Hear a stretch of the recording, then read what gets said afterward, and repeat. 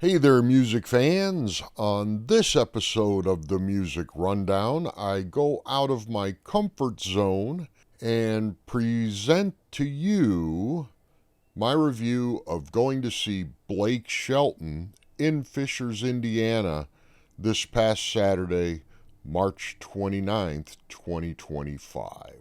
If asked what my favorite genre of music is, my reply most certainly would have to be Southern rock.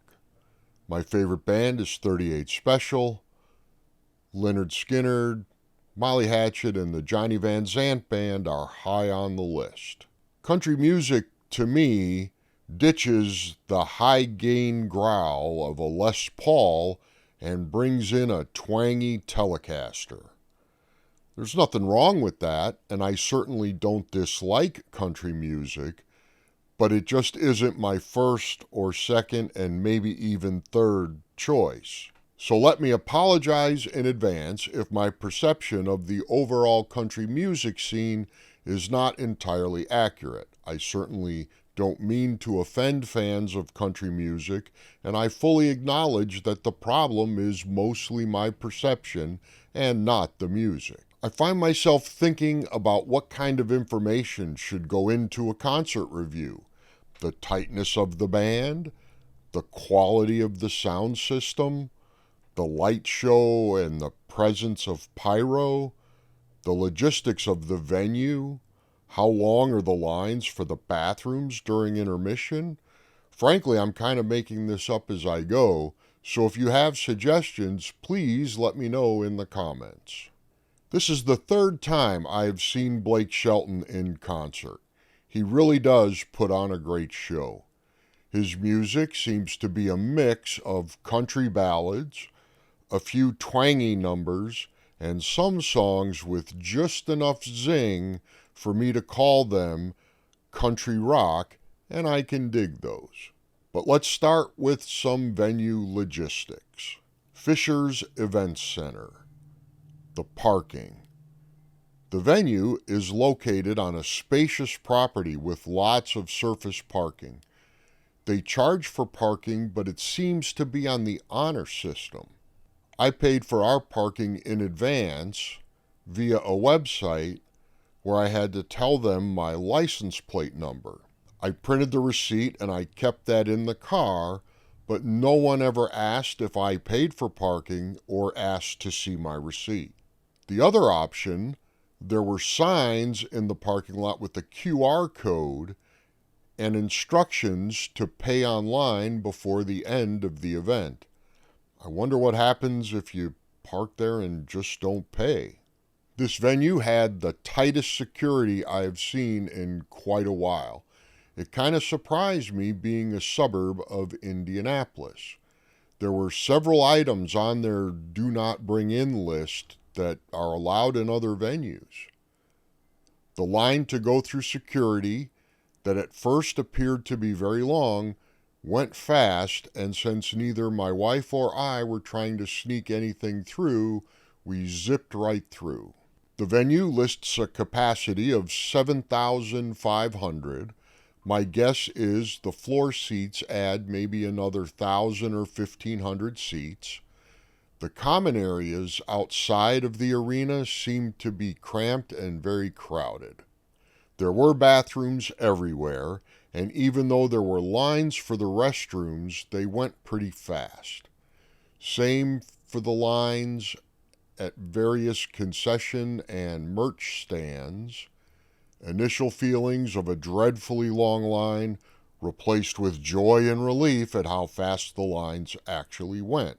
They even had automated concession areas where you put your chosen products on a pad and the register pops up your bill. I bought a couple of drinks from this automated area, mostly because the tech head in me wanted to see if this actually worked.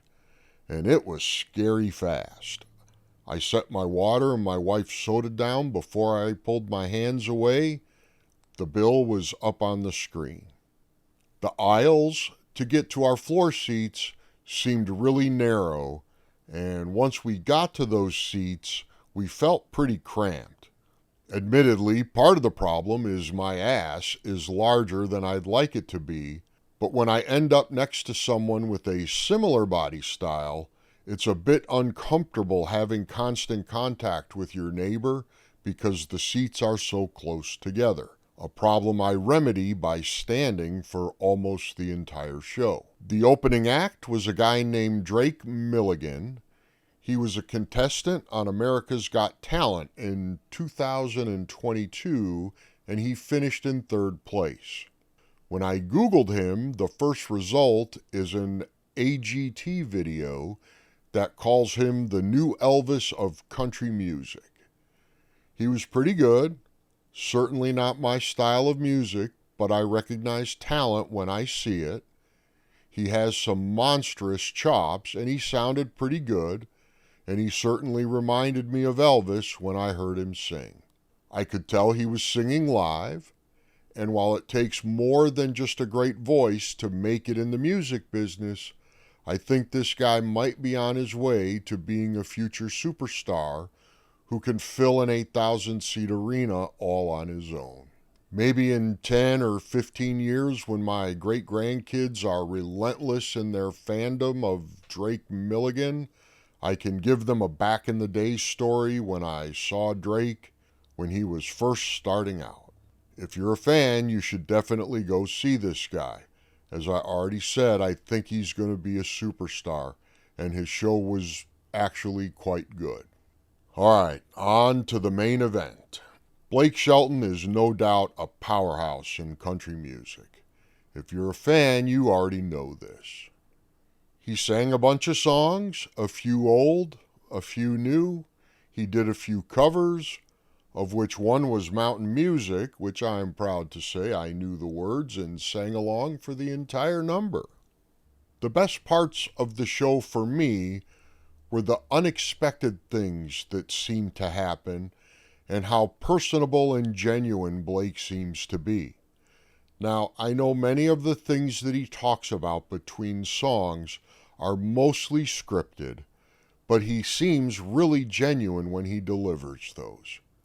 I mean, he seems like a guy you could just go fishing with or go hang out with and have a couple of beers. Some notable moments during the show. For the song Nobody But You, which is his duet with Gwen Stefani, the last time we saw Blake, he sang this duet with Gwen, but her parts were via recorded video that played on the giant screen behind the stage. I think it might be actual footage from the music video. This time, no video. About 25 seconds in, I hear the crowd erupt. And a few moments later, Gwen comes strolling out and shares the stage for the song. I don't want to look back in 30 years and wonder who you're married to. I want to say it now, I want to make it clear. For only you and God when you love someone to set yourself free. My wife was really excited to see Gwen come out on the stage. In fact, as she's telling family members about our experience, that's the one she talks about the most. Another fantastic moment happened when Blake started reading signs the fans were holding up.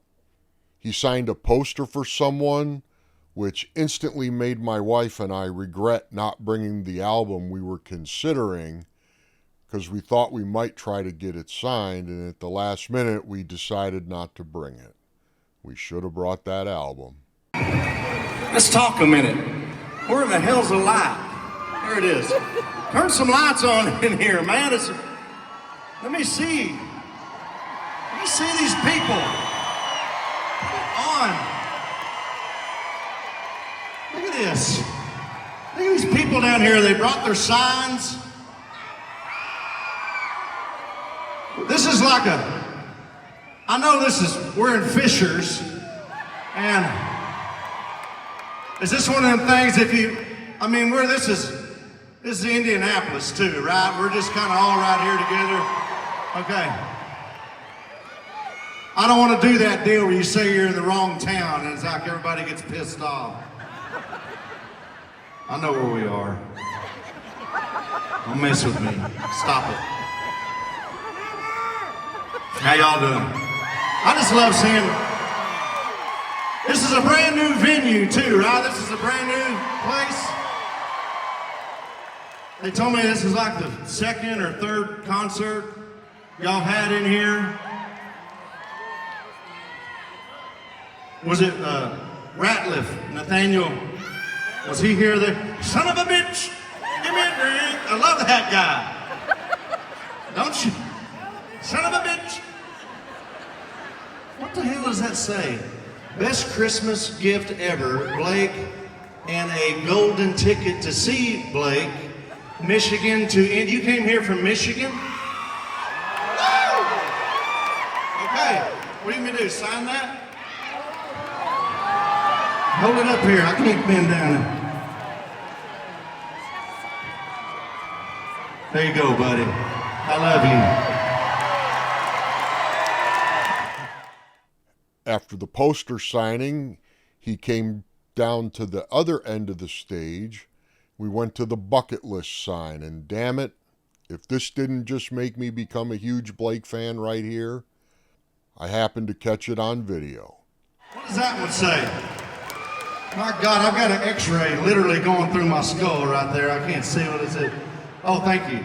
Bucket list. Okay, there's one. Run half a marathon, that's scratched out. Visit Hawaii is scratched out. Meet Blake Shelton. That's not scratched out. I'm sorry, I don't meet my fans, okay? I'm sorry. I'm just kidding. Oh my God, I'm just kidding. Come around there, come around the side over there. Make your way around the side over there. Somebody will grab you. Let's play a damn song. Come on. Then, true to his word, a few minutes later, in an obviously unscripted event, this lucky lady gets the experience of a lifetime. I'm going to mute some of the music so it doesn't get copyright claimed, but here is that lady up on stage with Blake, meeting Blake Shelton. See, you brought a couple of friends. Just tell me your name, I don't need your number or a date next Saturday. Baby, let's act like fools, break a few rules, party the night away. It's all about tonight.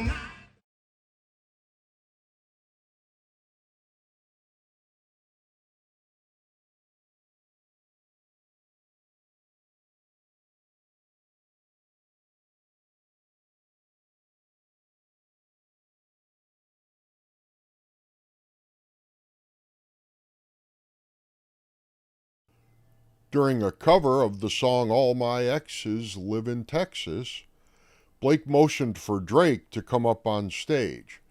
Drake had been watching the show from the side of the stage.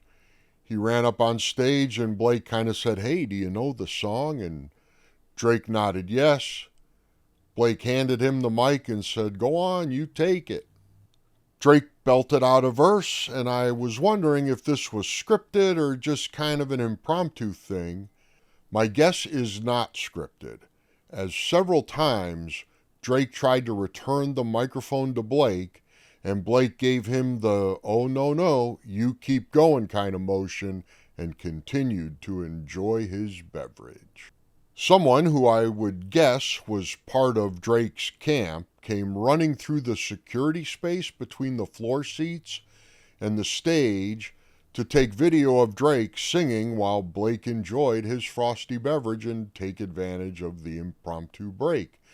You can see this guy taking the video with the phone in front of us, leaning up against the subwoofer. I remember that old Frio River where I learned to swim, and it brings to mind another time when I wore my welcome. I think this might have been a fantastic moment for Drake, and we got to see it too. The concert pretty much rocked from start to finish. I think I stood and my wife danced the entire time. My neighbors seemed very pleased that I did my best not to invade their space, and overall it was a very well-behaved crowd, and we did not see any type of misbehavior or crowd issues. When the show was over and the house lights come back on, we begin the after-concert ritual that I will call the treasure hunt. This is where you stand at the front of the stage for as long as security will allow, trying to get any kind of souvenir from the show. The most common items here are guitar picks that the artist had dropped to their feet during the show, and set lists that are taped to the floor at various places on the stage. Bret Michaels' band actually stays on the stage and literally auctions off stuff for cash to raise money for charity. His stage-worn hat, his sweaty stage-worn shirt, that's a hard pass for me, and even the mic stand that he used for the show. Typically, the roadies who race out to start taking apart the stage do their best to ignore people who are asking for stuff. I have found the best trick is to be patient and respectful. As it turns out, the narrow aisles are working in my favor, as the security person standing close, waiting for the right time to tell me it's time to move along, is watching the very slow-moving line of people filing out of the floor seats section. Being kind of experienced in this after-show hunt, one tip I can give you is to know the band members' names. Saying, "Hey, guitar dude," doesn't really make them want to give you a guitar pick. In our case, the drummer, a gentleman named Tracy, jumped off the riser and headed towards the front of the stage. I yelled, "Tracy," and pointed toward him. He kind of acknowledged me with a head nod, and then proceeded to give the first of his pair of drumsticks to a lady in the center section. Score, treasure number 1. I'm kind of stunned at how beat up this stick actually is. I tinker with a drum set of my own, and I have sticks that I have used for months that are not this beat up. Perhaps that is why he is Blake's drummer and I'm in my office making this video. We stay for just a few more minutes, and finally a roadie comes close enough for me to ask if he can grab a set list for my wife. He proceeds to peel the first one and gives it to another guy next to us that my wife would later tell me had asked for it first. Then goes and peels the next one and brings it to my wife. Score, treasure number 2.